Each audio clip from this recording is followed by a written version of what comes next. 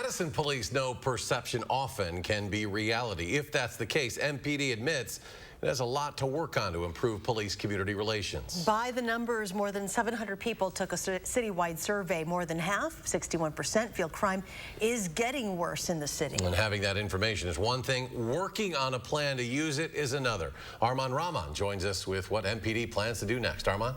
Eric and Charlotte, it was just 12 questions residents had to answer, but the top cop for community outreach tells me hearing what people thought about their performance neighborhood by neighborhood, it gives the department a better idea of where to go next in their strategic plan.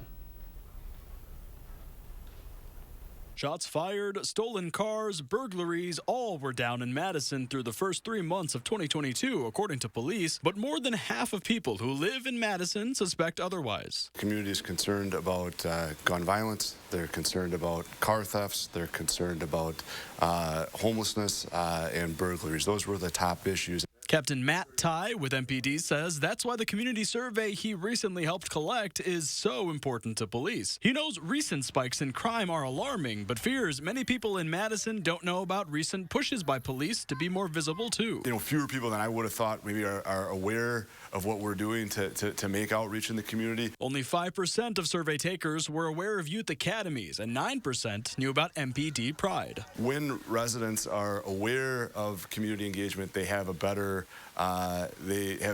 greater feelings of trust towards the police department. And it's the trust of communities of color that Ty feels the survey shows MPD still needs to work on. Only half of non-white people surveyed feel the police are doing their jobs well. That compares to nearly 75% of white people. You know, there's a lot of good reasons for that distrust, and it didn't happen overnight. It's not going to get solved overnight. So I'm not really surprised that we're still dealing with it. So what do Madison Police plan to do with this data? Have those benchmarks so that we can, the report just doesn't sit on a shelf and nothing is accomplished. Focus groups are in the works, centered on community policing, youth engagement, communication, and internal police culture. I can't overemphasize it that it's really key that the work groups are a combination of police employees and community members. So we're really trying to work collaboratively to figure out what it is we want the police department to be doing.